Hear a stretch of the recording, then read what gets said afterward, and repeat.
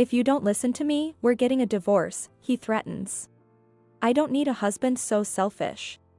I'm faced with the option of divorce that my husband, Nathan, brought up. He looks at me smugly, thinking he has won. And here I am, uncertain of what the future holds. My name is Linda. I'm 35, married to Nathan 5 years ago, and we live together. We've wanted kids, but haven't been blessed with any yet. We considered fertility treatments, but decided to leave it to nature per Nathan's wishes. If it doesn't happen, then living as a couple is a life too. Nathan said, which was somewhat comforting. After we married, his parents passed away one after another. Busy as we were, there was no time for treatments. Truth be told, Nathan is an old-fashioned patriarch. We were originally boss and junior colleague at the company. In front of relatives, he'd casually call me his foolish wife and wouldn't hesitate to severely scold me for any mishaps. Since a hierarchy was established before marriage, it continued after we became husband and wife. This might make him sound terrible, but he has his kind moments. Back when I was his junior colleague, he provided precise advice and guidance during work mistakes or difficulties and also showed appreciation for hard work. Above all, he was the one who encouraged me when I was down after my beloved grandfather passed away. Then we started dating and got married. Now, I have left my job and am a full-time housewife. Hey, Linda, I'm home. I missed you. Today, Nathan returns home past 9 p.m. as usual. Given his managerial role, the workload is heavy, and he almost always works overtime. It was late again today. You must be tired. I pick up his discarded shirt and socks as I talk to him. He sits slumped on the sofa, saying nothing. This is routine for him. He must be really tired. I start preparing dinner so that it's ready for him to eat immediately. Once I finish serving the food and cutlery, he silently begins to eat. He finishes eating in just over 10 minutes and then heads towards the bathroom. I prepare a bath towel and underwear, and then start cleaning up after dinner. After his bath, he heads straight to the bedroom. Nathan has always been a man of few words, but lately, perhaps due to his promotion, his fatigue seems to have accumulated. In the last year or so, there has been hardly any conversation between us. But I trust and love him. After all, he was the one who helped me when I was at my lowest. I lost my father in middle school and my mother in my first year of high school. Afterward, I was taken in and raised by my grandfather. He adored and raised me as if I were his own daughter. I loved my kind and warm grandfather dearly. I wanted to repay my grandfather in many ways once I started working. With that in mind, after getting a job, I saved money to take him on trips and to enjoy delicious meals together. The time I spent with him was delightful, and I wished he would stay healthy forever. However, 3 years after I started working, my grandfather passed away from lung cancer. I became literally alone in the world. I knew I would have to part with him someday, but I never expected it to be so soon. I wished I could have done more to show my gratitude to my grandfather. I wanted to spend more time with him. I was so sad, spending my nights crying. It was Nathan, my boss at the time, who noticed the change in me. He listened to me compassionately and told me, it must have been tough. You've done well. I was really glad he was my boss. Nathan, usually strict and intimidating, was kind with his words then. I'm sure he's genuinely a kind person. I know this. That's why I want to keep supporting him in the future too. I feel committed to this thought. Then, on a certain afternoon when we were off, the home phone rang. Hello? Oh, Linda. It's me. It was Nathan's brother, Sean, on the phone. Oh, it's been a while. What's up? Just need to talk to Nathan, is he around? Yes, just a moment. I called out to Nathan lounging in the living room. There's a call for you. As expected, there is no response. Nathan silently takes the receiver. Hello, hey, how are you? What's up?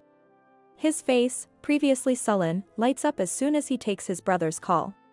Sean is 15 years younger than Nathan. Because of the significant age gap, Nathan is very fond of his younger brother. I've heard Sean recently married a wonderful woman and was living a fulfilling life, but what could have happened? What? Really? Are you okay? Nathan's tone changes dramatically to a serious one. What on earth could it be? Right. If you're in trouble, remember you can tell me anything. I'm your brother, after all. Nathan ends the call with those words. What happened? Is something wrong? Sean has apparently been laid off. Laid off. I am shocked. I never expected such a thing. Yeah, I heard the company was struggling, but I didn't expect him to be laid off. Nathan sits down on a chair, looking dejected. I couldn't hide my shock either. Sean's personality is the complete opposite of Nathan's. He's kind and gentle, always humble. He respects me as his sister-in-law, and when Nathan insulted me in front of relatives, Sean would defend me, saying, Nathan, don't say such things. It's unfair to Linda, and apologize to me. Sorry, Linda, his attitude is terrible. Sean's wife is a similar kind of person, and I had a good impression of the couple. That such a person was laid off. I start thinking about what I could do for Sean and his wife. I want to help them, support them in any way possible. That is my sole intention. Hey, Nathan, is there anything I can do to help? Nathan looks at me sharply. What do you mean by something? I mean, maybe there's something we can do to cheer Sean up a little? Nathan sighs at my words. You really are hopeless. You wouldn't understand being out of the workforce and all, but this is the hardest time for him. And you think you can just casually ask if there's something we can do? Stay out of it, you're an outsider. His aggressive attitude leaves me taken aback. What I thought was a gesture of goodwill seems to have infuriated him. Outsider? Aren't I part of the family too? I say to Nathan, almost pleadingly. Family? You're my wife, not related to my brother. Irrelevant. Outsider. His words pierce my heart. Never before has Nathan been so aggressive. The layoff must have hit him harder than I thought. But still, there are things you should and shouldn't say. Just don't do anything unnecessary. He says and then walks out. From then on, Nathan becomes even more domineering towards me. What's this food? Learn something from Sean's wife, will you? What have you been doing at home all day? Sean's wife keeps herself neat and does all the housework even when she's home. I have never seen such an unreasonable side of Nathan. What on earth happened? Enough already. What's gotten into you? Even I have to talk back to Nathan. Shut up. Everything is a mess because of you. Nathan starts spouting things that make no sense. There's no reasoning with him. Soon, we stop having conversations, not even making eye contact, and the gap between us only grows. Gradually, I begin to question our relationship. Then, one day, Nathan has been organizing things from the morning. Like a major cleanup, he is sorting out what is needed and what isn't, continually increasing the trash bags. I wonder what he is doing. But recently, our relationship has grown so cold. Lacking the energy to initiate conversation, I don't say anything about his actions. Yet, unusually, Nathan speaks to me. Hey, what are you doing? Get ready too. Huh? Ready for what? We're moving. I'm giving this house to Sean and his wife. What are you talking about? It turns out that Nathan has decided to hand over our house, where we live, to Sean and his wife who are struggling after the layoff. Wait a minute, why are you deciding this all by yourself? Shut up. Don't you dare defy me. Nathan shouts at me angrily. But I don't back down. Didn't you yourself say that we should do something for my brother? That's a different matter. And where exactly are we supposed to live if we give this place up? We can think about that later. Right now, Sean needs help, and it's my duty to support him as a brother. Nathan is going ahead with his own plans. Surely, Sean wouldn't want us to leave our home just to accommodate him. So why? As I look at Nathan with suspicion, he hands me something. If you're going to talk back that much, you're no longer needed. Let's get a divorce, and get out right now. He throws a completed divorce oath at me. I never imagined he would bring up divorce. I'm stunned by Nathan's unexpected action. But strangely, it feels right. I don't feel like we can go on as a couple anymore. Maybe this is a good opportunity. I pick up the divorce oath from the floor and silently start filling it out. Nathan looks at me with a smug face. His face seems so ludicrous that I almost burst out laughing. And once I finish filling out the divorce oath, I confront Nathan. This house isn't yours, right? Huh? This is the house I spent time in with my grandfather, and the land belonged to him too. I inherited both, remember? When I say this, now it's Nathan who looks stunned. How are you planning to hand it over when it's in my name? Tell me, how? I press him for an answer. Well. I mean. Nathan suddenly becomes flustered. Did you forget? Before we got married, you moved into my house to save on rent. And since the house and land are in my name, I've been paying the property tax every year, and you haven't contributed a penny. That. Well, never mind that now. Once this oath is completed, we're divorced and effectively strangers. Wait a minute. Let's calm down. Calm down? That should be my line. How can you just hand out a divorce oath so easily? How selfish can you be? I can't believe it. I unleash all the pent-up frustration I've been holding back. I loved Nathan, and I thought he loved me. But perhaps that was a misunderstanding.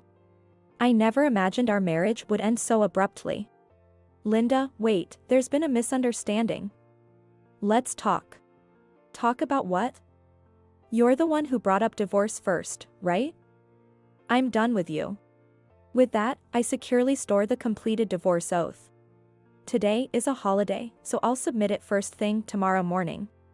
Nathan lies prostrate on the floor in a daze. It can't be, he mutters incoherently. Without any sympathy, I firmly tell him. This is my house. Please leave immediately.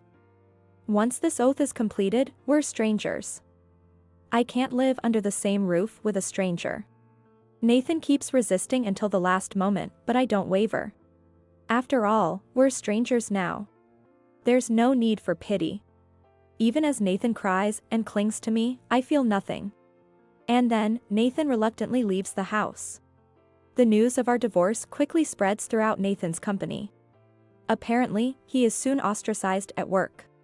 The cause of the divorce and Nathan's behavior throughout our marriage are detailed in rumors, and he seems to have lost his place in the company. I wonder who is spreading those rumors. I just told his colleagues what they asked, nothing more. Then, about half a year after the divorce, on my way back from the real estate agent, I encounter someone I didn't want to meet. It's Nathan. Well, my ex-husband now.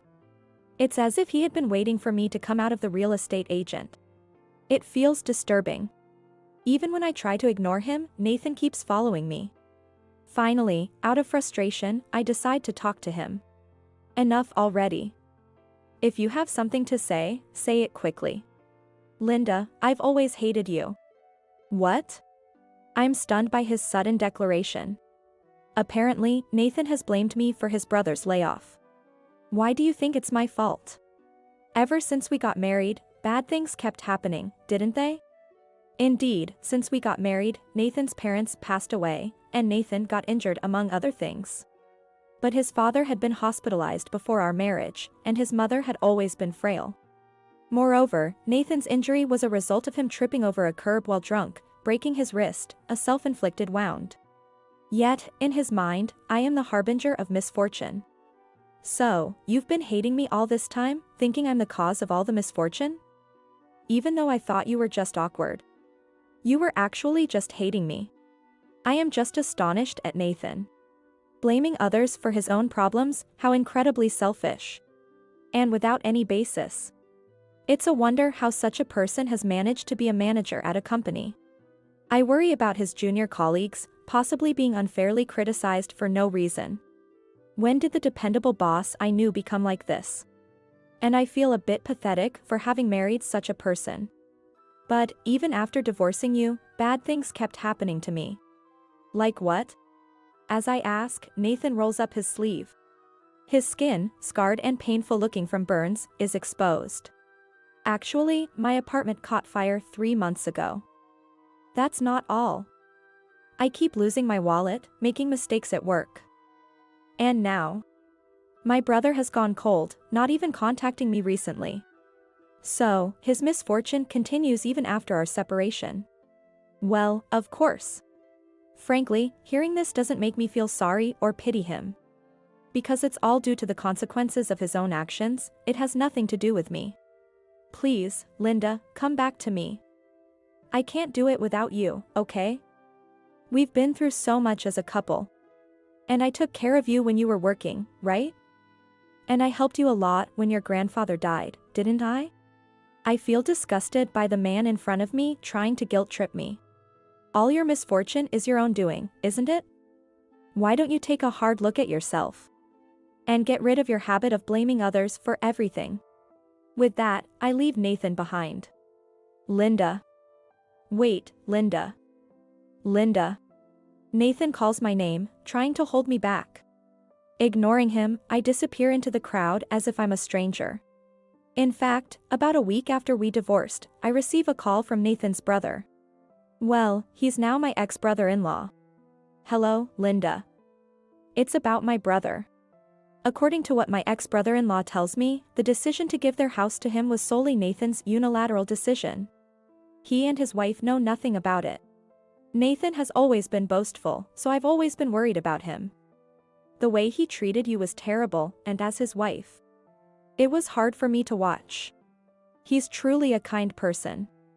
I wonder how two brothers can be so different. I don't know if it's my place to say this, but I think it's good that you divorced. I want you to be happy, Linda. Thank you, I'm glad to hear you say that. Then he tells me he found a job quickly and seems to be managing okay. I'm genuinely relieved. I've decided to keep my distance from my brother. He must have his reasons for saying this. He intends to gradually lose touch with his brother, my ex-husband. This explains why Nathan can't get in touch with his brother anymore. Divorced from his wife and estranged from his beloved brother, Nathan has truly become alone. I hope he realizes the gravity of his mistakes someday. But before that, I need to disappear from his life. On the day I ran into Nathan, I was signing a contract with a real estate agent to rent out the house I inherited from my grandfather. The house is too big for just me. But I can't let go of the house filled with memories of my grandfather. If anything, I'd rather have someone who wants to live there enjoy it. I'll change my phone number and move to a new place, completely cutting ties with Nathan. I'm only 35 years old. There's still so much life ahead of me.